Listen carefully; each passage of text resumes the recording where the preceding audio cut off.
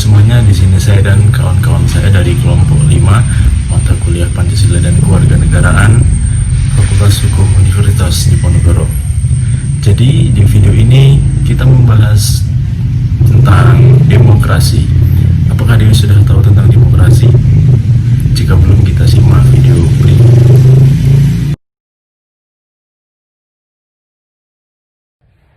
Pengertian demokrasi.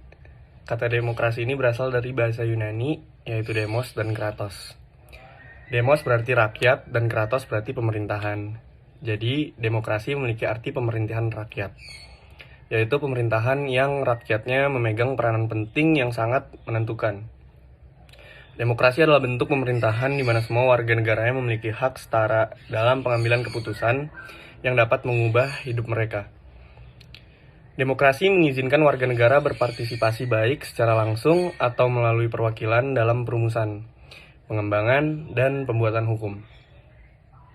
Menurut para ahli, demokrasi adalah sistem sosial dan politik pemerintahan diri dengan kekuasaan-kekuasaan pemerintah yang dibatasi hukum dan kebiasaan untuk melindungi hak-hak perorangan warga negara. Nah, demokrasi pada dasarnya adalah kekuasaan dari dan untuk rakyat. Menurut Abraham Lincoln, demokrasi adalah pemerintahan dari rakyat, oleh rakyat, dan untuk rakyat. Arti dari pengertian tersebut adalah suatu pemerintahan suatu negara dipegang oleh rakyat, walaupun melalui wakil-wakil rakyat, tapi kemauan rakyat harus dipenuhi. Aristoteles mengemukakan bahwa demokrasi ialah suatu kebebasan atau prinsip demokrasi ialah kebebasan, karena hanya melalui kebebasanlah setiap warga negara bisa saling berbagi kekuasaan di dalam negaranya. Aristoteles pun mengatakan apabila seseorang hidup tanpa kebebasan dalam memilih cara hidupnya, maka sama saja seperti budak. Sekian, terima kasih. Negara demokrasi adalah suatu negara yang menganut sistem pemerintahan untuk menjalankan kedaulatan rakyat, sebab kedaulatan dan kekuasaan dipegang penuh oleh rakyat dan kemudian dijalankan oleh pemerintah untuk menjalankan hak dan kewajiban atas nama rakyatnya.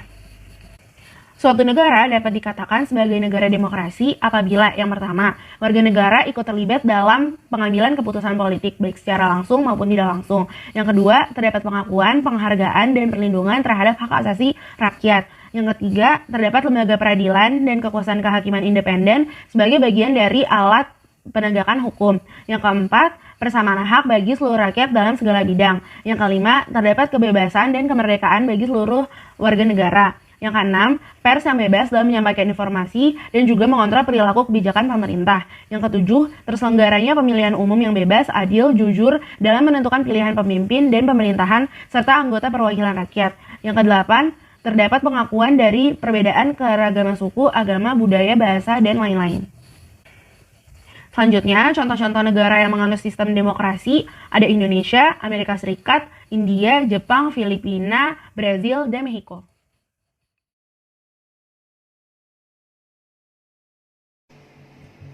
Halo everyone, saya Saiful Rahman akan memaparkan sejarah singkat demokrasi. Gagasan demokrasi mulai muncul dan berkembang sekitar abad 600 hingga 300 sebelum Masehi, tepatnya di kota Athena. Dari kebudayaan Yunani kuno, demokrasi yang diperhatikan berbentuk demokrasi langsung, di mana hak rakyat untuk membuat keputusan politik yang dijalankan secara langsung. Demokrasi di Yunani dapat berjalan efektif karena pada saat itu wilayah Yunani kuno hanya sebuah kawasan politik yang kecil dengan jumlah penduduk yang masih sedikit. Namun pelaksanaan demokrasi tersebut hanya dapat dinikmati di kalangan tertentu saja, yaitu warga negara resmi, sementara masyarakat yang berstatus Buddha, pedagang asing, anak-anak, dan perempuan tidak dapat menikmati demokrasi. Demokrasi Yunani kuno bertahan hanya beberapa ratus tahun dan akhirnya mati sekitar abad kedua sebelum Masehi. Ketika sistem demokrasi di Yunani sudah berlangsung sejak lama, Di Eropa sekitar awal abad pertengahan yaitu abad 6 sampai 15 Masehi masih belum mengenal sistem demokrasi karena pada saat itu di Eropa berlaku sistem budak dan tuan di mana kebebasan sangat dibatasi. Semua aspek kehidupan sosial dan spiritual dikuasai oleh paus dan kaum gereja. Perkembangan demokrasi di Eropa dipengaruhi oleh kemunculan Magna Carta di Inggris pada abad pertengahan.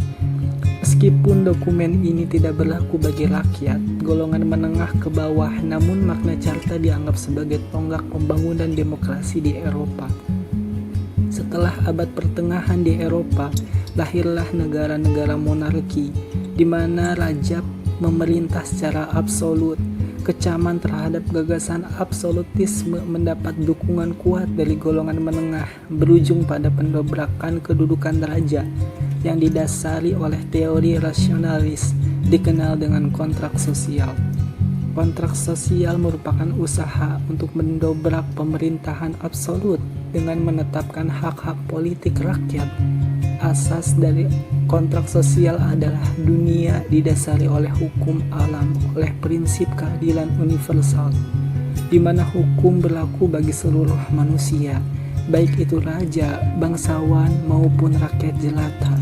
Yang selanjutnya muncullah gerakan-gerakan revolusi di belahan dunia barat seperti revolusi Amerika terhadap Inggris, revolusi Prancis dengan semboyan liberté yaitu kebebasan, egalite yaitu keadilan, fraternite yaitu persaudaraan. Di mana revolusi tersebut berakibat pada timbulnya demokrasi di negara-negara tersebut. Barulah pada akhir abad ke-19 gagasan demokrasi mendapat wujud konkret sebagai program dan sistem politik demokrasi. Pada tahap ini berdasarkan kemerdekaan individu, kesamaan hak dan hak pilih untuk semua warga negara. Hingga saat ini sejarah demokrasi terus berkembang dan gagasannya tetap diterapkan dalam sistem politik di berbagai negara di dunia.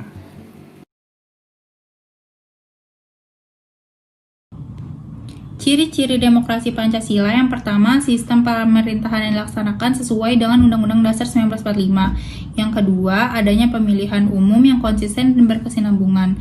Yang ketiga, solusi yang diambil bukan solusi yang terbanyak, tapi solusi yang terbaik. Yang keempat, segala permasalahan dan pengambilan keputusan dilakukan dengan musyawarah mufakat. Asas-asas yang ada dalam demokrasi Pancasila, yang pertama, asas kerakyatan, yaitu asas yang berdasarkan kepada rasa senasib dan cita-cita masyarakat Indonesia yang sama. Yang kedua, asas permusyawaratan, yaitu asas yang mengedepankan musyawarah mufakat dan menghargai pendapat serta aspirasi. Yang ketiga, asas penjunjungan hak asasi manusia, karena demokrasi Pancasila sangat menjunjung tinggi HAM.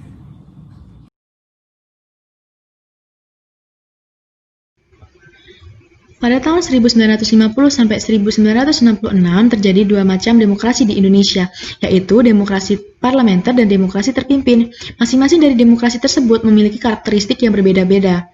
Nah, pada sistem parlementer sendiri adalah sebuah sistem pemerintahan di mana parlemen memiliki peranan penting dalam pemerintahan. Parlemen memiliki wewenang dalam mengangkat perdana menteri dan parlemen pun dapat menjatuhkan pemerintah dengan cara mengeluarkan semacam mosi tidak percaya. Nah, sistem parlementer ini dapat dimiliki oleh seorang presiden dan perdana menteri yang berwenang dalam jalannya pemerintahan. Nah, sistem pemerintahan parlementer ini pada perjalanan bangsa Indonesia pada masa demokrasi parlementer diwarnai oleh 7 kabinet yang berbeda-beda, yaitu Kabinet Natsir, Kabinet Sukiman, Kabinet Wilopo, Kabinet Ali Sastro Amijoyo I, Kabinet Burhanuddin Harahap, Kabinet Ali Sastro Amijoyo II, dan Kabinet Juanda yang berakhir pada tanggal 9 April 1957 sampai 10 Juli 1959. Nah, di sini lalu Presiden Soekarno mengeluarkan sebuah dekret presiden pada tahun 1959, yaitu berisi tentang pembubaran konstituante, dan yang kedua tidak berlakunya UUD S 1950 dan berlakunya kembali UUD 1945, dan yang terakhir pembentukan MPRS dan DPAS dalam tempo secepat-cepatnya. Nah, sejak itu sistem yang berlaku di Indonesia adalah sistem demokrasi terpimpin. Nah, Tahun 1959 sampai 1966 adalah tahun di mana sistem demokrasi terpimpin berjalan di Indonesia. Demokrasi terpimpin ini adalah suatu sistem demokrasi di mana seluruh keputusan serta pemikiran berpusat pada negara, yang mana pada pemimpin negara pada kala itu adalah Presiden Soekarno sebagai pemimpin negaranya. Nah, demokrasi terpimpin ini pada pengertiannya dapat ditemukan di pidato kenegaraan Soekarno dalam rangka hari ulang tahun kemerdekaan Republik Indonesia pada tahun 1957 dan 1956, yang mana pokok-pokoknya itu adalah rasa tidak puas terhadap hasil-hasil yang dicapai sejak tahun 1945 karena belum memiliki atau mendekati cita-cita dan tujuan bangsa seperti yang tercantum pada proklamasi, yang mana itu adalah mengenai masalah kemakmuran dan pemerataan keadilan yang tidak terbina seperti itu. Demokrasi yang dianut di Indonesia adalah demokrasi berdasarkan Pancasila. Dalam demokrasi Pancasila, sistem pengorganisasian negara dilakukan oleh rakyat sendiri atau dengan persetujuan rakyat. Kebebasan individu tidak bersifat mutlak, tetapi harus diselenggarakan dengan tanggung jawab sosial. Demokrasi Pancasila adalah suatu sistem demokrasi yang berdasarkan pada asas kekeluargaan dan gotong royong, yang bertujuan untuk kesejahteraan rakyat, memiliki kandungan berupa unsur-unsur kesadaran dalam berreligius, menjunjung tinggi kebenaran, budi pekerti luhur, dan kecintaan berkesinambungan dan berkepribadian Indonesia. Demokrasi Pancasila merupakan demokrasi yang konstitusional, berdasarkan mekanisme kedaulatan rakyat di setiap penyelenggaraan negara dan penyelenggaraan pemerintahan menurut konstitusi, yaitu UUD 1945. Kemudian saya akan menjelaskan demokrasi Pancasila pada masa Orde Baru dan Reformasi. Yang pertama, era pemerintahan pada masa Soeharto tahun 1965 sampai 1998 dikenal sebagai Orde Baru dengan konsep demokrasi Pancasila. Visi utama pemerintahan Orde Baru ini adalah untuk melaksanakan Pancasila dan Undang-Undang 1945 secara murni dan konsekuen dalam setiap aspek kehidupan masyarakat Indonesia. Dengan visi tersebut, Orde Baru memberikan harapan bagi rakyat Indonesia, terutama yang berkaitan dengan perubahan-perubahan politik. Perubahan politik dari yang bersifat otoriter pada masa demokrasi terpimpin di bawah Presiden Soekarno menjadi lebih demokratis pada masa Orde Baru. Antara Orde Baru dan Orde Lama sebenarnya sama-sama otoriter. Dalam perjalanan politik pemerintahan Orde Baru, kekuasaan Presiden merupakan pusat dari seluruh proses politik di Indonesia. Soeharto mempunyai sejumlah legalitas yang tidak dimiliki oleh siapapun, seperti pengembangan Super Semar, Mandataris MPR, Bapak Pembangunan, dan Panglima Tertinggi ABRI. Berdasarkan kondisi tersebut, pelaksanaan demokrasi Pancasila masih jauh dari harapan. Pelaksanaan nilai-nilai Pancasila secara murni dan konsekuen hanya dijadikan alat politik penguasa. Kenyataan yang terjadi, pelaksanaan demokrasi Pancasila sama dengan kediktatoran.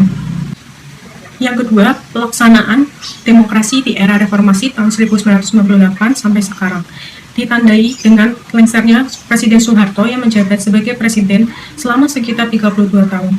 Dikutip dari situs resmi Kementerian Pendidikan dan Kebudayaan Republik Indonesia, Kepemimpinan Nasional segera beralih dari Presiden Soeharto ke Presiden B.J. Habibie yang sebelumnya menjabat sebagai Wakil Presiden. Beralihnya pemerintahan ke Presiden B.J. Habibie sebagai Presiden ketiga Republik Indonesia dinilai sebagai jalan baru demi terbukanya proses demokrasi di Indonesia. Dalam masa pemerintahan Presiden B.J. Habibie, muncul beberapa indikator pelaksanaan demokrasi di Indonesia, yaitu yang pertama, diberikan kebebasan pers pada era reformasi. Diberikan ruang kebebasan pers sebagai ruang publik untuk berpartisipasi dalam kebangsaan dan kenegaraan. Kedua, di era reformasi, sistem multipartai diberlakukan terlihat pada pemilihan umum tahun 1999. B.J. Habibie sebagai Presiden RI membuka kesempatan pada rakyat untuk berserikat dan berkumpul sesuai ideologi dan aspirasi politiknya. Karakteristik demokrasi pada periode reformasi yang pertama ada 1. Pemilu lebih demokratis, 2. Rotasi kekuasaan dari pemerintahan pusat hingga daerah, 3. Pola rekrutmen politik terbuka, yang terakhir keempat, hak-hak dasar warga negara terjamin. Sekian penjelasan dari saya, terima kasih.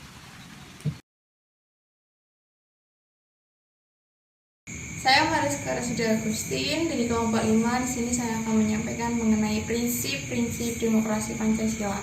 Yang pertama, pemerintahan harus berdasarkan konstitusi dan tidak boleh ada absolutisme atau pelaksanaan kekuasaan penuh. Yang kedua, adanya pemilu secara berkesinambungan dan adil. Yang ketiga, adanya peran kelompok-kelompok kepentingan seperti halnya partai politik atau organisasi sosial politik. Yang keempat, adanya penghargaan terhadap hak asasi manusia dan perlindungan terhadap hak minoritas. Yang kelima, demokrasi merupakan kompetisi berbagai ide dan cara untuk menyelesaikan suatu masalah. Yang keenam, pelaksanaan kedaulatan rakyat sifatnya bebas dan bertanggung jawab. Dan yang terakhir, segala pengambilan keputusan haruslah didasarkan oleh musyawarah. Sekian dari saya.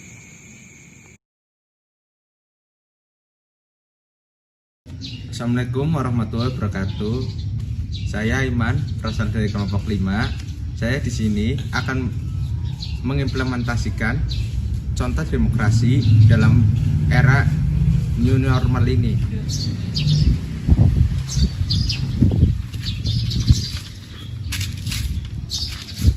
Ya, pukul 10.15 saya di sini akan melakukan contoh dari demokrasi, yaitu menyoblos di pilkada. Dan untuk pilkada di era new normal ini ada syarat-syaratnya. Pertama yaitu mengenakan masker, membawa alat tulis sendiri, dan KTP.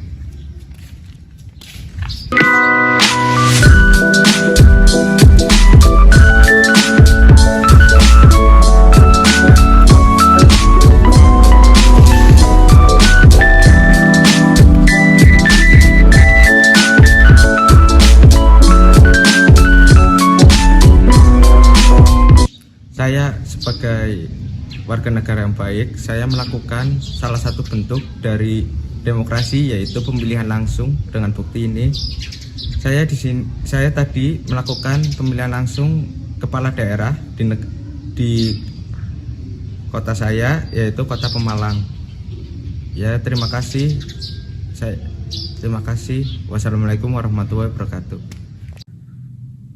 Assalamualaikum warahmatullahi wabarakatuh. Perkenalkan, nama saya Rovano Malik dengan NIM 11.120.140.756. Di sini saya akan mencontohkan implementasi demokrasi yang ada di Indonesia. Seperti contohnya yang terjadi sekarang, pada bulan ini, baru terjadi minggu-minggu ini, itu ada pilkada. Sayangnya saya berdomisili di Bandung sendiri, tidak ada pilkada, tetapi kalau di Kabupaten Bandung ada. Dan kalau yang dekat dengan lingkungan kita sebagai mahasiswa, lingkungan kampus, dalam waktu dekat kita akan melakukan pemilihan raya, yaitu pemilihan calon ketua Badan Eksekutif Mahasiswa. Jadi menurut saya implementasi demokrasi di Indonesia ini sangat berjalan bagus, apalagi di lingkungan kampus sangat berjalan. Contohnya ya pemira. Jadi ntar pas demokrasi jangan lupa ya pakai hak suara kita. Terus juga kalau contoh-contoh lain ya implementasi demokrasi seperti pada saat kita sekolah, ada contoh pemilihan ketua kelas. Terus kalau di lingkungan rumah mungkin rapat-rapat anak-anak Karang Taruna dalam pengadaan lomba 17 Agustusan. Sekian dari saya, Rovano Malik. Terima kasih. Selanjutnya. Nah, itu tadi sedikit penjelasan tentang demokrasi dari kelompok kami. Gimana? Apakah sudah jelas? Mungkin itu saja yang bisa kami sampaikan dalam video ini.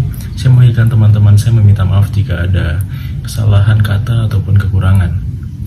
Baiklah, mungkin itu saja. Saya ucapkan terima kasih dan sampai jumpa.